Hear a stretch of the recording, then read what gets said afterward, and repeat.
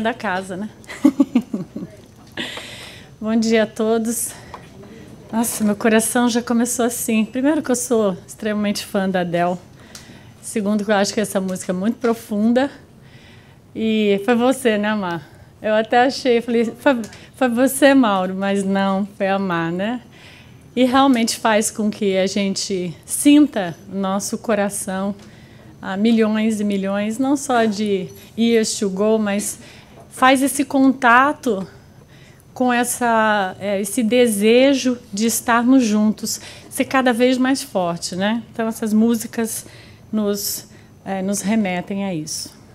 Então vamos lá, hoje a palestra Inconscientes da Sombra foi baseado num estudo do Evangelho, que a gente faz aqui às terças-feiras, e estudando o capítulo, vou usar aqui, vou ter o poder de passar aqui, vamos tentar. Ah, maravilha! Então essa palestra foi baseada no Evangelho, no capítulo 12, Amai os vossos inimigos. Fazendo esse estudo, a gente vai estudando bem devagarinho, não é tão devagarinho, nosso padrão é bem devagarinho, que é o que a gente consegue, né? E chegando na instrução dos espíritos, eles têm 3 subtópicos bem interessantes, que um deles chama vingança, é o primeiro, depois vem o ódio e o duelo. Então, quando nós chegamos nessa parte da vingança, me deu esse clique que eu gostaria de dividir junto com vocês, baseado nesse estudo, que eu achei que foi muito profundo e muito interessante. Então ele vai dizer no primeiro pedacinho, ele vai dizer: a vingança é um dos últimos resíduos dos costumes bárbaros que tendem a desaparecer dentre os homens. Então ele vai nos dar a entender que nessa nossa fase humana é o momento do fim disso. Né? Pelo menos é o convite para o fim dessa questão da vingança, né? Que a gente pode trazer nas reminiscências do nosso primitivismo, do nosso instinto, mas que, na verdade, a gente tem que caminhar para o fim disso. Né? Então, isso me chamou muita atenção. Como é esse convite da gente caminhar para o fim da vingança? Né? Se às vezes a gente nem sabe que tem. Então, isso gerou uma reflexão assim. Muitas vezes nós temos uma ideia de vingança como algo tenebroso, perverso, terrível, maquiavélico. Então a gente tem um pouco dessa fantasia de vingança, baseado até nos filmes, nos desenhos, nas bruxas, né? Aquela coisa de que vingar é algo tenebroso. Então é difícil a gente se enquadrar nisso, porque parecendo tenebroso, a gente não consegue se ver num processo mais desse nível tenebroso. Então a gente coloca esse processo de vingança lá longe de nós, bem longe. Isso não nos pertence. A gente assimila a vingança com isso, ó. É um desenhinho para ninguém ficar chocado, né? Mas como se fosse uma coisa assim, a gente colocar o inimigo ou o amigo ali na fogueira, né? Queimar, fazer que nem o marshmallow faz, fazer o inimigo de marshmallow, né? E, na verdade, será que é só isso que é... Só esse processo é o que a gente julga que é vingar? Né?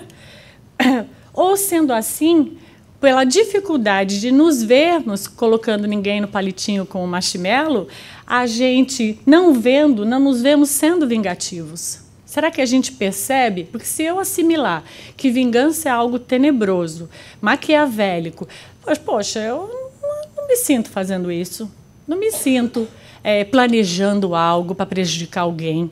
Então, não consigo nem assimilar, né, que eu participo às vezes, que eu vivo alguns formatos, eu faço algumas coisas que às vezes no final eu posso concluir que o nome disso poderia se assimilar à vingança. Né? Então, achando que não pratico, logo posso não pensar. Pode ser que dentro dessa sala, nós todos aqui evoluídos, né? Ou pelo menos vocês, porque eu ainda me sinto nesse projeto aqui, vocês não sintam isso. E seria excelente, maravilhoso. Mas talvez a gente conheça alguém, né, que sente. Se vocês não conhecem, eu sou uma das pessoas que vocês podem conhecer, né, que a gente pode estar fazendo esse processo, às vezes voluntário ou não. Quando a gente não se vê nesse processo, o que a gente sente? Como se tivesse umas asinhas crescendo, né? A gente, não, eu não. Então dá aquele sentimento de eu jamais faria isso com o outro. Às vezes a gente é tão pretensioso que a gente faz, eu não, a asinha até cresce. Né? Assim, de jeito nenhum, né? Às vezes é interessante, a gente faz aqui o grupo de acolhimento e a gente, por exemplo, um dia fala sobre a inveja e a pessoa faz, ai, nunca senti inveja assim, né? E olha assim pra gente, faz assim, como que é? Vocês sentem, né? E a gente fica assim, uau, né? Isso está tão na sombra do outro que o outro não consegue nem pensar que ele pode elaborar.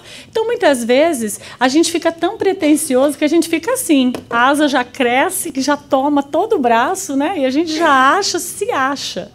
E esse lugar, ele não é ruim dessa possibilidade de, mas ele é perigoso, porque quando nós nos vemos envolvidos no comigo nunca acontece, eu jamais faço, eu não abro uma brecha de me enxergar, eu não abro a brecha de perceber que pode acontecer, eu posso ter certos sentimentos que me levam a certas atitudes que não são boas, né?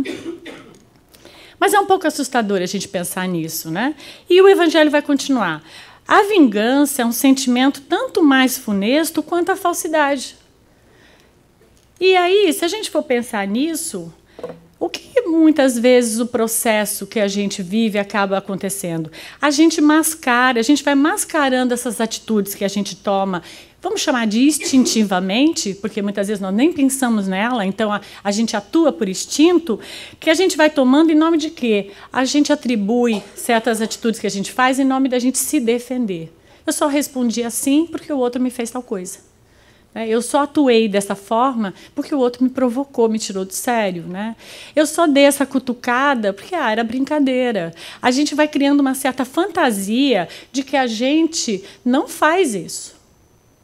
E, na verdade, às vezes o outro pode nos ferir, nos tocar, e às vezes nem é voluntário. Às vezes o outro faz aquilo ou algo para a gente, mas o outro não tem uma intenção, ou o outro nem sabe o que aquilo vai acontecer dentro de nós. Não tem noção. O outro não tem noção se aquilo vai nos ferir ou não.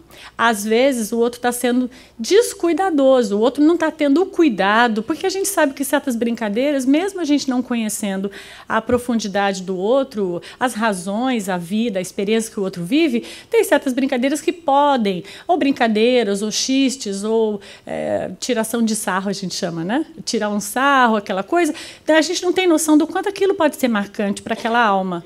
E a gente o faz, às vezes, por sermos relapsos em relação à dor do outro. Mas muitas vezes nós, quando recebemos isso, não temos noção também do que aquilo repercute dentro de nós. Apenas nós nos sentimos cutucados. E quando nos sentimos cutucados, muitas vezes fazemos o quê? Em nome de nos defendermos, quando voluntariamente ou involuntariamente, o outro nos faz sentir o quê? Voluntariamente, porque pode não ter nenhuma intenção. O outro nos faz sentir, às vezes, em certas circunstâncias, humilhado. O outro nos faz sentir machucado. Nos faz sentir ignorado, desprezado, preterido. O outro nos faz sentir iludido, desconsiderado, rejeitado, intimado, abandonado. Tomara que não seja tudo isso junto, né? Porque aí toda hora a gente vai sentir coisas. Mas se alguma dessas coisas ainda está dentro, alguma dessas emoções está dentro de nós, sem muita elaboração, nós podemos, em certas circunstâncias, nos sentirmos. Às vezes o outro pode nem se dirigir à nossa pessoa, mas nós podemos nos sentir ofendidos, vocês imigrantes. O outro pode não estar falando com a gente, assim, para a Rosana. Mas a hora que o outro me coloca num patamar, vocês, isso e aquilo, e aquilo que vem depois pode não ser agradável, e eu posso me sentir humilhado, posso me sentir desprezado, preterido, posso sentir alguma dessas coisas, e já a partir disso, ter uma atitude em nome de me defender, como estava no slide anterior, e retrucar, gerar uma antipatia, gerar uma resposta, gerar uma dor, gerar um sofrimento ao outro também.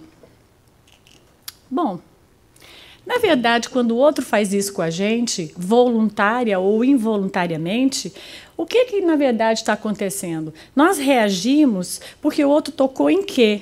Uma ferida da gente. Muitas vezes, quando o outro desculpa, num processo de se manifestar, ele tocou em algo dentro de nós que a gente não sabe. A gente muitas vezes responde num processo de se autodefender, mas na verdade o que o outro fez foi emergir algo que dentro de mim não está bem manifesto. Como diz minha amiga, na inabilidade de conhecer ou lidar com os nossos sentimentos. Então, quando às vezes há alguma coisa que o outro possa manifestar, possa fazer a gente sentir humilhado, ou ignorado, ou abandonado, na verdade, é uma inabilidade que a gente tem de lidar com aquela emoção que voluntariamente ou involuntariamente o outro trouxe à tona. O outro pode ter sua parcela de desejo de fazer aquilo proposital porque me conhece, ou conhece o outro? Sim. Mas o que eu sinto do que o outro faz comigo pertence a mim. Eu posso sentir ou não sentir, dependendo se isso dentro de mim é algo consciente ou é algo inconsciente. Então, quem vai gerenciar e ter que cuidar das consequências do que aquilo traz, sou eu. Desculpa. Então, a gente poderia dizer que aí entra a sugestão do nome da palestra, é estarmos inconscientes da sombra. Quando o outro, fazendo algo, nos faz sentir, pode ser uma dessas coisas que eu coloquei, mas podem ser muitas outras, né? A gente, num processo de defesa, às vezes até ataca de volta, porque sentimos isso, nós estamos inconscientes dessas emoções que estão internamente dentro de nós. Estamos inconscientes de como lidar com elas. Porque se de alguma forma nós temos uma baixa estima, podemos mais facilmente nos sentir humilhados. E o outro, que já tem mais bem elaborado a sua personalidade, mais bem desenvolvido, ele se aceita mais, ele pode ouvir a mesma coisa que a gente, estar até no mesmo lugar e não se sentir ofendido, humilhado, não ser tocado por aquilo. E isso é perceptível, porque muitas vezes as coisas acontecem e a gente percebe que algumas pessoas sentem e a gente não, ou algumas vezes a gente sente e os outros não sentem. Então a gente vai percebendo que isso é uma dificuldade que ela é nossa. Mas o que acontece com essa repetição? Ela é interessante porque enquanto em algum momento nós não paramos para perceber esse capítulo do Evangelho, que foi quando eu li esse processo no estudo que nós estávamos fazendo juntos sobre a vingança, me deu essa percepção até onde nós somos conscientes do que a gente sente quanto resultado do quando algo nos atinge. Então, até onde eu estou consciente do que eu chamo de ferida? Ou até onde eu estou consciente que eu não tenho a habilidade de lidar com essa emoção que está me tocando agora. Só que nesse processo, quando ele não nós não nos atentamos para isso, o que vai acontecer? Isso passa, a gente se aborrece, às vezes perde uma amizade, ou às vezes forma um inimigo, porque aquela pessoa a gente meio que exclui e nem quer mais conviver com ela, porque ela fez algo que me machucou. E dali para frente, eu, numa forma automática, vou para a próxima. Porque, de repente, amanhã mesmo eu posso viver uma outra. Depois de amanhã eu posso viver uma outra.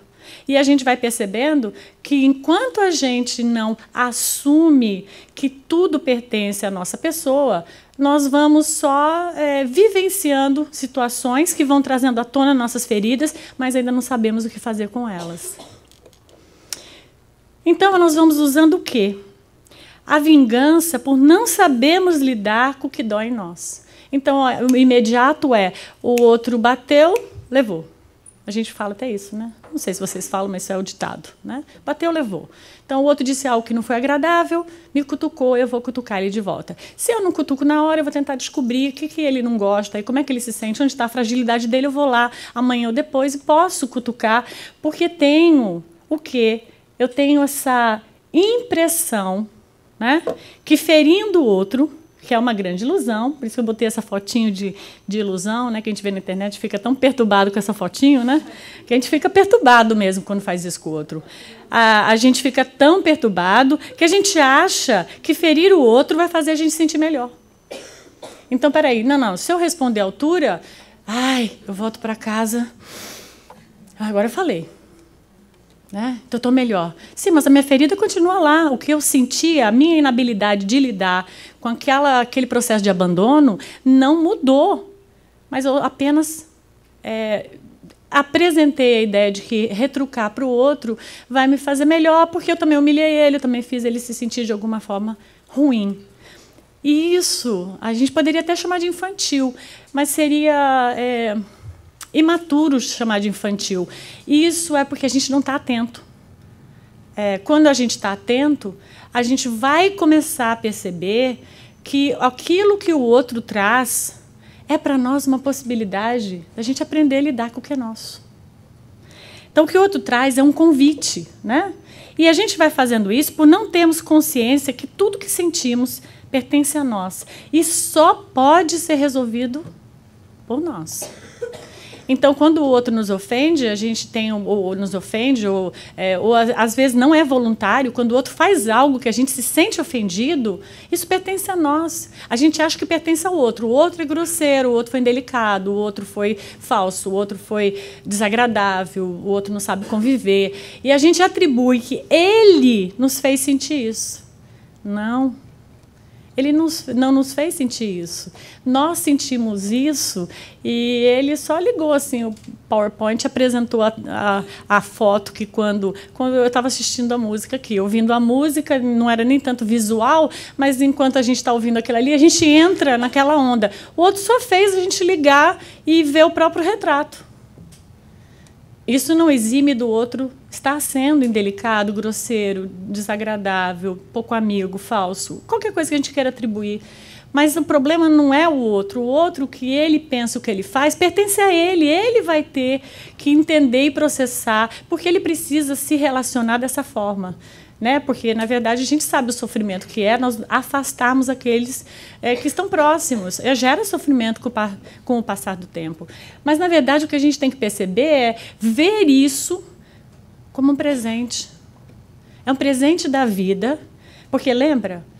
Deus constituiu de uma forma o universo e colocou os seres humanos nessa possibilidade. Nós vivemos agrupados porque tem um sentido. O sentido é crescermos juntos. Então, logo, quando o outro gera algo para mim que eu adoro, eu fico feliz. Quando o outro explana algo que mexe com aquilo que em mim não está bem estabelecido, eu também tenho uma oportunidade. Posso não me sentir feliz, mas tenho uma oportunidade de olhar para aquilo, porque tudo que o outro me toca é um processo de aprendizado. O outro é meu instrumento, como eu sou o instrumento do outro, de aprendizado. Então, o outro pode ter uma má intenção dentro do contexto dele. Sim, ele pode estar querendo tirar meu emprego e está fazendo isso para gerar um problema e eu perder o emprego, porque ele quer o meu cargo. Ele pode querer o meu lugar de alguma forma, daquilo que eu faço. Ele pode querer a minha esposa, meu marido, I don't know. Mas, mesmo assim, quando isso me toca, me gera uma nova oportunidade de levantar a bandeirinha e falar, a carência, hein? Carência. Mas, ai, meu Deus, preciso cuidar da carência. Porque, né, de novo, alguém está tocando em mim e o abandono está vindo. E eu me senti humilhado está vindo. A bandeirinha está levantando. Então, nesse momento, eu posso pegar isso e falar, eu preciso olhar para isso, eu preciso acolher isso, preciso abraçar isso, preciso lidar com isso, preciso terapizar isso dentro de mim. Essa é a chance. Não interessa o motivo pelo qual o outro está praticando, porque isso pertence ao outro.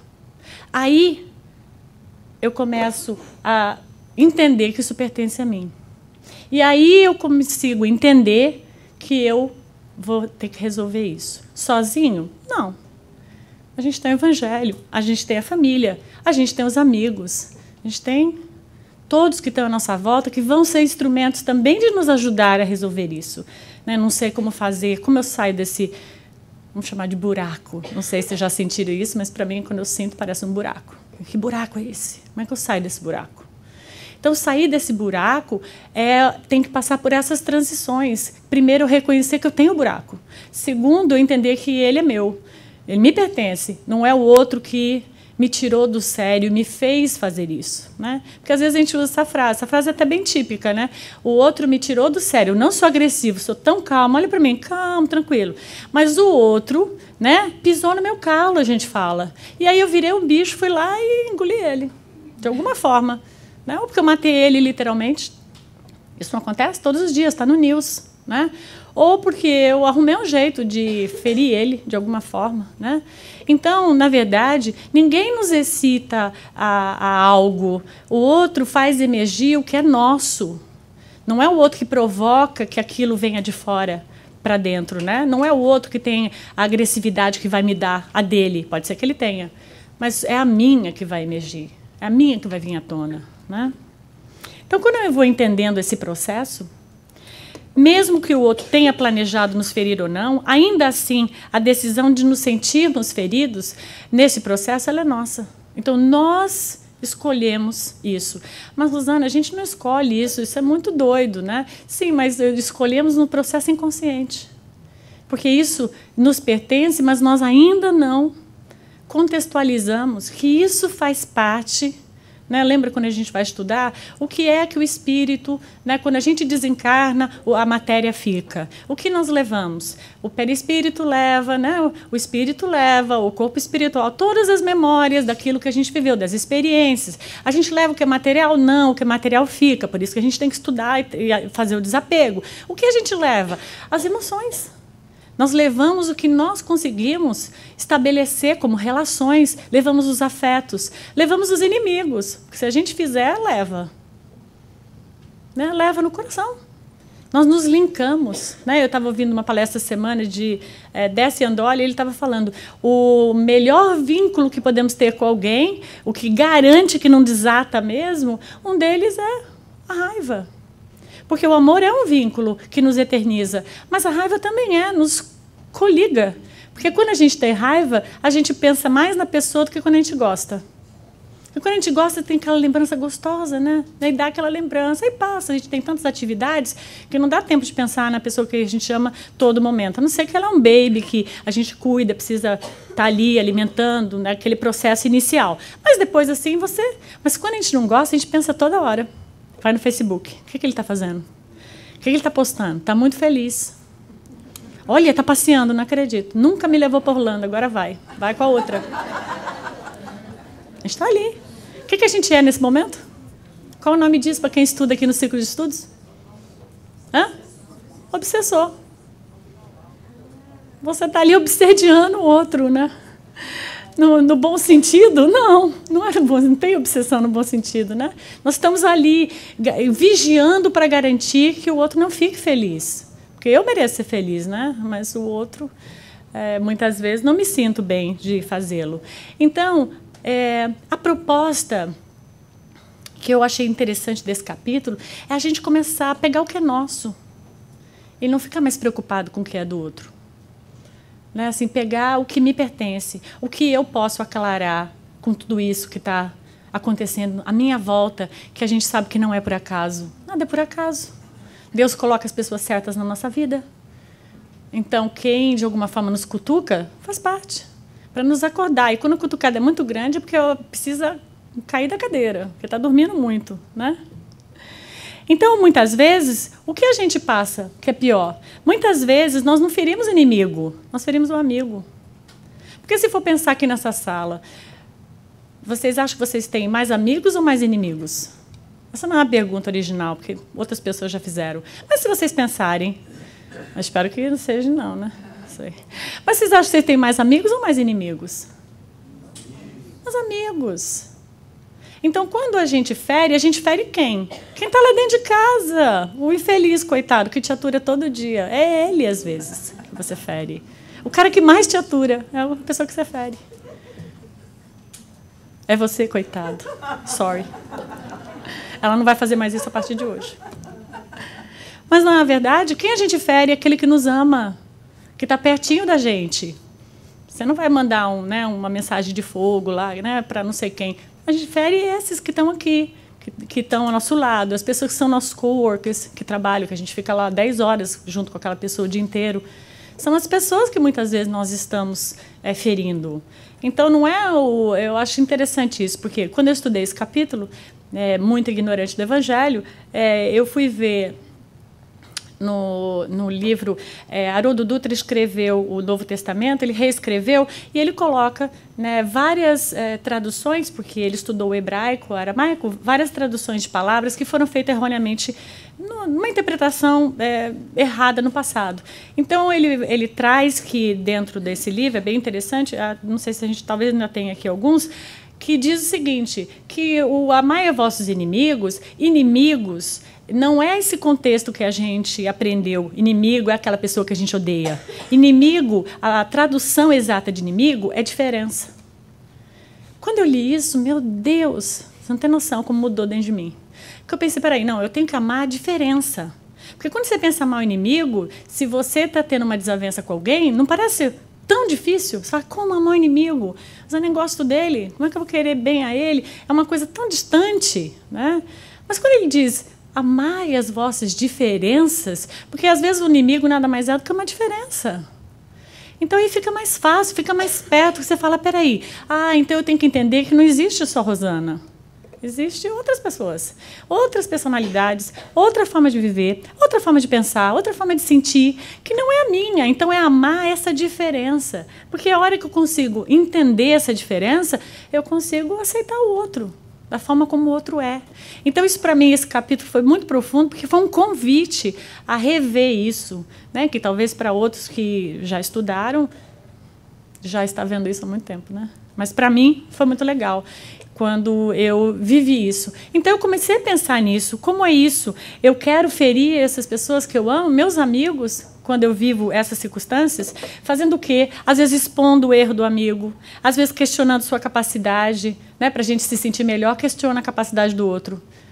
Não, você não sabe nada, né? Eu que faço aqui melhor, aí você se sobressala no emprego, seu patrão, né, assim, tipo, meio acha que você é melhor por causa disso, e às vezes você precisa pôr o outro para baixo para você se sentir bem, sendo que tudo que a gente precisa é manifestar quem a gente é. E se o outro manifesta de uma forma que a gente acha mais legal, a gente precisa estudar, aprender para manifestar daquele jeito, para saber fazer daquele jeito, né? Às vezes a gente denigra a imagem do outro, né? Ela é muito linda, não, mas ela é muito baixa. A gente cria né? Espera aí, o que tem ela ser linda com ser baixa? Porque às vezes é difícil, a gente, no que a gente sente com a gente mesmo, a gente denigra a imagem do outro para se sentir melhor. Isso é terrível, não tem outra palavra, né? Terrível. E a gente vai aceitar o que o outro faz bem ou é melhor do que a gente acha, porque a gente está fazendo um termo de comparação. Quando a gente entende a diferença e aceita ela, a gente entende que ninguém é igual a nós. Então não há comparações, não há como a gente se qualificar melhor ou pior do que o outro. O outro sabe mais, sim, porque está na escola da vida há muito mais tempo que eu. Pode ser um espírito mais velho. Pode ter tido muito mais oportunidade de experiências que eu ainda não tive, que ainda não chegou o meu momento, que eu ainda não tenho capacidade consciencial para viver certas coisas. Que bom para o outro. Mas isso não pode ser um meio de eu me sentir pior. Porque todas as vezes que a gente se comparar, é impossível a gente não encontrar alguém que faça coisas melhores que a gente, se a gente for comparar. É sempre. Se o seu cabelo é crespo, o outro é melhor que o seu cabelo liso. Se você quer ter liso, então o outro é melhor porque teu crespo. Aí você quer, né? A gente está sempre assim, o outro é baixo, o outro é alto, o outro faz melhor isso, o outro sorri melhor, o outro... E a gente vai se perdendo na originalidade e fica difícil de aceitar o outro quando a gente faz esse tipo de navegação, né? Vou envenenando o outro para afastar as pessoas, né? Porque eu quero chamar mais atenção. Vou usando das fraquezas do outro para feri-lo, porque dos amigos, dos parentes, você sabe. Quando você está naquela briga lá com a tua irmã, você sabe o que ela sente. Aí você fala, você está gordinha. Matou ela. Porque se alguém fala para uma mulher que a gente está gordinha, pelo amor de Deus, se não matou, vai morrer. Porque isso, eu até penso, como a pessoa ousa pensar e dizer essa frase insuportável de ser tolerada para a mulher? Difícil, né? Ou você está feia, ou você, né, sei lá, está com cara de cansada, envelhecida. Vixe, quer matar uma mulher... Mas o homem não precisa fazer muito para ser sábio, né? É só seguir os certos padrões, né? E ficar piano. Não, você está ótima. Né? Então, será que ferir o outro cura as nossas dores? Será que usar esse método cura? Ou será que ferir o outro distrai as nossas dores? Nos distrai. Nos distrai de cuidar de nós. Porque toda vez que eu estou preocupada, hoje de manhã a gente estava estudando o perispírito e uma das amigas falou algo sobre a maledicência. Então, quando a gente estava discutindo a maledicência, a gente falou, o que é a maledicência se não um distraction? Você não está se distraindo das suas próprias questões para falar da vida do outro? Porque enquanto você está pensando no outro, o outro que não foi, o outro que não fez, que ele devia ter feito, que ele não fez bem, enquanto a gente está qualificando ou desqualificando o próximo, naturalmente você está esquecendo do que é teu. Então não é um engessamento? Se a gente for pensar, seria uma boa forma de a gente enganar nós mesmos para não pensar no que é nosso. É só a gente ficar navegando na maledicência. E que eu não estou dizendo que isso é um projeto de hoje para amanhã. Dizer que amanhã a gente vai falar mais mal de ninguém seria uma hipocrisia. Talvez aqui ninguém fale, né? Só eu que estou aqui em cima. Mas poderia ser um projeto inicial. A gente, toda vez que for falar de alguém, pensar assim, e eu? Como eu faço isso aí que eu vou dizer agora? Fulano é tão chato, e eu? Sou chata? Fulano é tão qualquer coisa. Fulano é tão qualquer coisa que não precisa nem ser mencionada. Será que eu também não sou isso? Será que em algum momento eu fui? Será que eu corro risco de ser? Corro risco. Né? Às vezes a gente corre o risco de vir a ser aquilo que o outro é. Num momento eu acho que eu sou tão tolerante, eu estou vendo o outro tão intolerante, eu fico, nossa, como ele é intolerante com o filho dele, que coisa terrível. E aí, num momento, eu vivo algo que eu me vejo naquele processo intolerante. Às vezes não com o mesmo filho, uma outra circunstância. Aí eu falo, não acredito, eu falei tanto mal daquilo e estou pagando a língua. Não é essa frase que a gente usa? Estou pagando a língua, porque está acontecendo comigo. E eu estou fazendo pior do que o outro.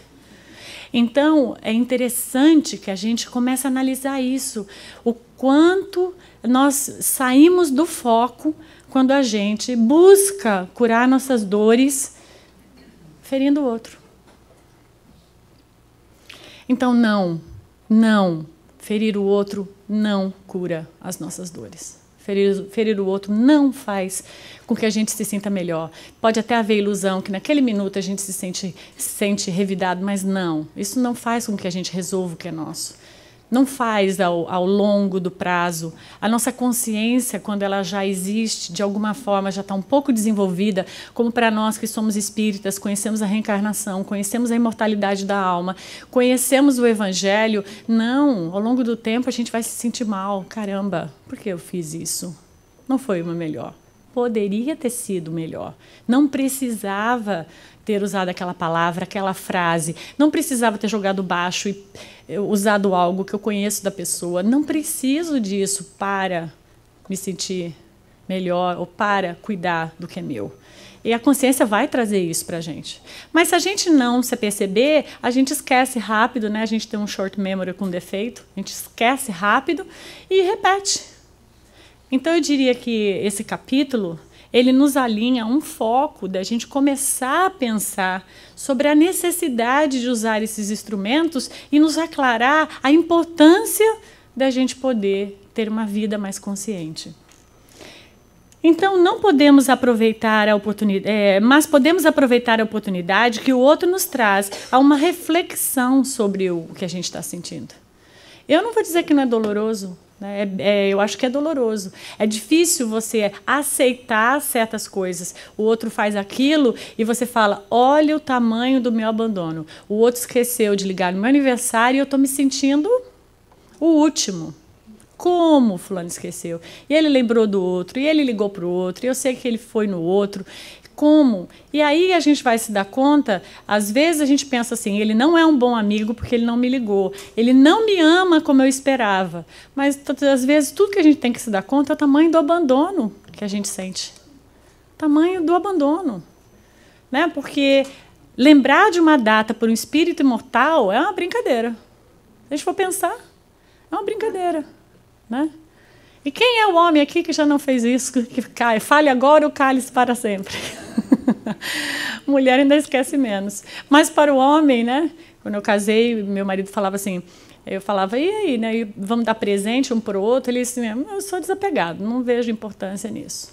Eu falei, ok, então deixa eu te avisar, eu sou apegada, tem que me dar presente, porque senão eu me sinto extremamente abandonada, então esse negócio não funciona para mim assim, igual para você. Para você, então, não vou dar nada, porque eu sei que você só supre com o meu sorriso, é uma maravilha. Mas para mim, eu tenho uma lista aqui de necessidades que pode ser encaixado dentro dos Happy Birthdays. Eu me senti bem, porque eu pensei, eu estou sendo verdadeiro. Porque é verdade. Eu nasci numa cultura que, né, minha mãe, ela gerava essa importância da gente trocar presentes e isso ficou legal. A gente vai tentando ter o desapego com o tempo? Vai ficando mais velho, mais maduro, vai revendo. Mas isso, há 20 anos atrás, ainda era a coisa mais importante. Né? Aí eu fico, se eu não pegar aquele presente, eu falo crédito, que o marido fala, passou a data, foi, né? Era a tua oportunidade. O crédito, quero ficar com o crédito. Então, na verdade, a gente não tem que ter crédito, né? A gente tem que entender que a forma como o outro nos ama é amor também. Pode não ser na configuração que a gente conheceu, que a gente estabeleceu como ser amado. Mas é amor porque é a forma como o outro expressa aquilo que ele sente, né?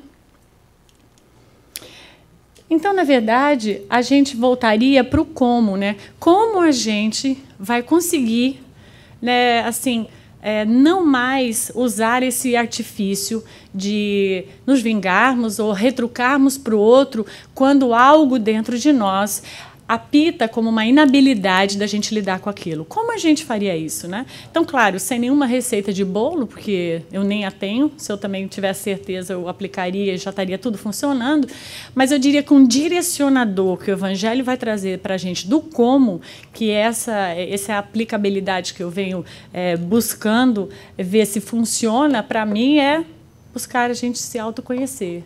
Nos conhecendo, a gente tem uma maior oportunidade de a gente perceber o que é que a gente sente atrás dos bastidores. O que é que eu sinto quando acontece isso? O que é que eu sinto quando o outro me deixa nessa condição? Como é isso? É muito forte isso? É pouquinho? De que jeito? Isso vem de várias pessoas? Só vem de uma pessoa? Eu começo a ser um observador de mim. Como é isso? Quem sou eu? Porque se eu não entender isso que navega, essas emoções que navegam dentro de mim, para tentar não controlá-las, porque seria uma brincadeira a gente pensar que controla emoções, mas para conhecê-las, para poder pensar em acolhê-las. Eu preciso começar a perceber isso em mim. Então, a proposta, eu diria, não é mais perceber no outro, o quanto o outro não faz. Agora, a proposta é comigo. Eu vou me perceber o que acontece comigo quando circunstâncias aparecem. Então, é conhecendo nossas emoções e trabalhando para o seu equilíbrio, porque essa é a segunda coisa. Na hora que eu conheço, eu tenho um material, eu tenho algo, né? Carl Jung, que criou a psicologia analítica, um psicólogo já desencarnado, ele dizia, não há como nós nos amarmos se não integrarmos a nossa sombra. Não há como nós nos amarmos se nós não aceitarmos aquilo que ainda fazemos bem e aquilo que ainda não fazemos totalmente bem. Então, faz parte a gente ainda cometer certas falhas, porque nós estamos no planeta Terra. E todo mundo que nasce no planeta Terra, né, não é ainda espírito angelical, com exceção de alguns missionários, que podem até estar aqui na plateia, né, me desculpa se estiver atingindo alguém, mas, na verdade, nós estamos num processo de evolução simples, né? Nascemos simples e ignorantes, estamos navegando em algum lugar dentro desse processo maravilhoso da evolução, mas não podemos esperar de nós a perfeição. Então, há uma necessidade da gente encontrar essas emoções, entendê-las e abrigá-las, aceitando quem nós somos. Até onde nós chegamos, até para que amanhã eu possa trabalhar e chegar um pouco mais além do que eu vim até agora.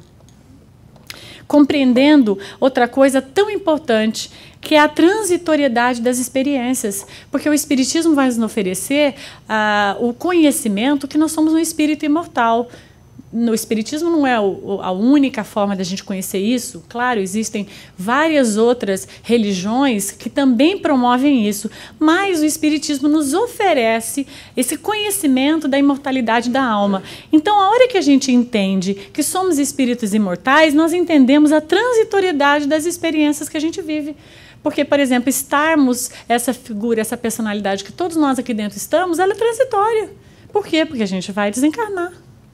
E quando a gente reencarnar, haverá outra personalidade para manifestar o espírito. Então, essas experiências, a família que eu nasci, o lugar que eu frequento, o meu biotipo, a minha fisiologia, ela é temporária. Então, tudo, os problemas que eu tenho, né? O problema de faltar um dedo, tudo bem, é um problema temporário. Porque em algum momento, numa outra encarnação, eu vou voltar a ter aquele dedo, né? Num outro corpo físico, vamos dizer, uma mutação, uma coisa que aconteceu comigo. Então, a gente entendendo a transitoriedade, nós nos colocamos numa possibilidade muito mais ampla de lidar com o que é nosso. Então, esse buscar, nos autoconhecer, é algo extremamente convidativo e que a gente deve fazer isso, né, todos os dias. A outra coisa é aceitarmos nossas limitações. Temos muitas vezes dificuldades até de reconhecermos e nos ofendemos quando o outro fala: fulano é tão carente. Assim, eu? Não. Fulano é tão orgulhoso. A gente se ofende, porque isso é para a nossa cultura, isso é pejorativo. Mas isso é a verdade muitas vezes. Que a gente não quer aceitar, porque não parece gostosa. Por quê? Não parece gostosa porque a gente não aceita nossas limitações. Nós queremos ser bonzinhos. Na aula, até hoje, uma das pessoas estava dizendo: não, mas e se a pessoa que é do bem morre? E como fica a pessoa que é do mal que morre? Sim, mas não tem assim, eu sou do bem ou o outro é do mal. Não tem isso. Nós todos temos acertos e defeitos. Coisas que nós já estabelecemos e adquirimos a habilidade, não pego mais o que é do outro, não roubo, não, né, eu vou tratar o que é do outro com cortesia, etc. E tem coisas que a gente não faz ainda muito bem. Mas não existe o do bem e o do mal, né? Porque aí a gente coloca pessoas em categorias, em caixinhas fechadas, e então fulano é do bem e fulano é do mal. Não funciona assim. Todos nós temos limitações. Tem coisas que a gente não faz bem ainda, que a gente não entende, que a gente não sabe como, não sabe por quê, não se mexe, temos dificuldade, temos mais resistência, ainda estamos adormecidos, hipnotizados, qualquer palavra que seja. Mas existe dentro de nós. Então, entendendo que durante a nossa trajetória evolutiva nós cometeremos erros e acertos, que poderemos nos amar mesmo assim. Como a gente vai se amar, segundo Jung explica, se a gente não aceitar que temos limitações? Então a gente tem que amar as nossas limitações? Tem, não é absurdo? Mas você tem que pelo menos aceitar que ela faz parte da sua vida. Sim, ainda faço isso, eu estou tentando, preciso melhorar nisso. Mas eu não posso negar que isso não acontece. E nem posso ficar chateado de alguém até perceber. Porque um tanto de convivência, é claro que o outro começa a perceber a nossa limitação. Começa a saber nossos pontos fracos, nosso calcanhar de Aquiles, como a gente chama. Porque muitas vezes, por mais que a gente tente disfarçar, porque a gente é muito sábio em tentar disfarçar, não tem como, as coisas começam a aparecer. Então, esse aceitar não é comodidade, não quer dizer que eu vou ficar com isso e, eu vou aceitar. Então, eu sou assim, eu serei sempre assim, tipo Gabriela. Não, não é, nada de Gabriela. Eu sou assim, estou num processo de mudança. Eu sou assim, quero me transformar. Sou assim, todas as vezes que eu tocar nisso, eu quero ser melhor. Quero fazer diferente. Eu quero, como eu estava dizendo hoje aqui na fluidoterapia, eu quero dar o meu melhor nisso, o meu melhor abraço, o meu melhor sorriso, o meu melhor entendimento, a minha maior possibilidade de compreensão, a minha maior paciência, que não é a maior do ápice 100, porque eu não cheguei lá, mas é a maior do que eu consigo ter hoje.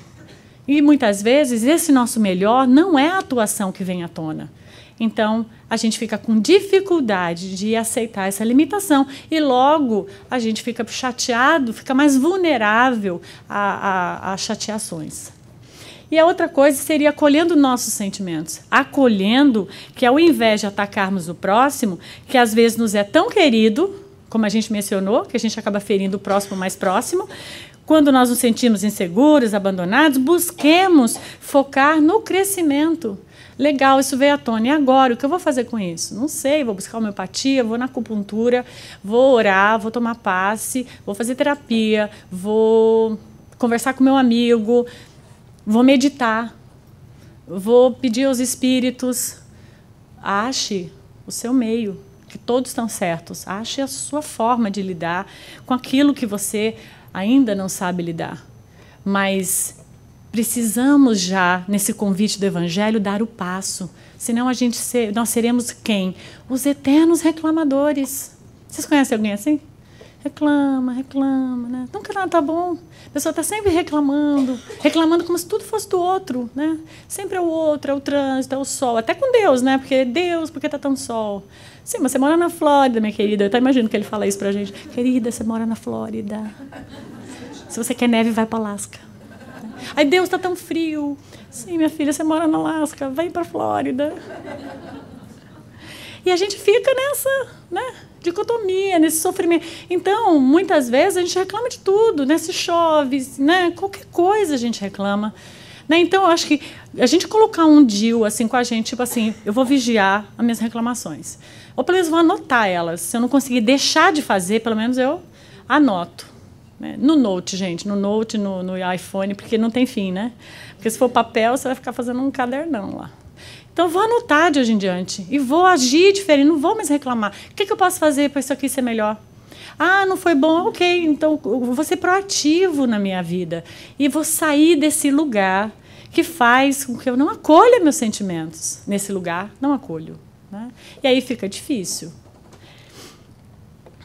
Então, para a gente fechar, a reflexão seria: a vingança gera dor e separação. Um sentimento que nos envenena e adoece. Enquanto a convivência amigável traz aprendizado e amor, um sentimento construtivo e eterno. Hoje a gente estava falando sobre o perispírito e uma das pessoas falou assim, André Luiz escreve uma frase nos Domínios da Mediunidade, que ele nos faz refletir até essa frase, dizendo assim, olha, tudo que você decide passa pelo seu perispírito para você atuar na matéria. Então, tudo que você faz vai atingir, vai refletir no seu perispírito, né, o desequilíbrio que você gerar. Aí a pessoa disse uma frase bem interessante. Ela disse, nossa, que profundo. Eu nunca vi um resumo tão objetivo para nos fazer conscientes de que a gente precisa administrar melhor, saber melhor lidar com as nossas emoções para que a gente possa não fazer o que? O natural, o adoecimento. Porque tudo que passa pelo nosso perispírito que é desequilibrante, nos adoece. E aí a gente fica achando que a dor veio, não sei, de um planeta, de algum lugar, num disco voador, e bateu lá na nossa casa, nos zip code ainda errado, né, porque a gente nunca acha que merece, e não percebe que nós somos produtores dessa dor.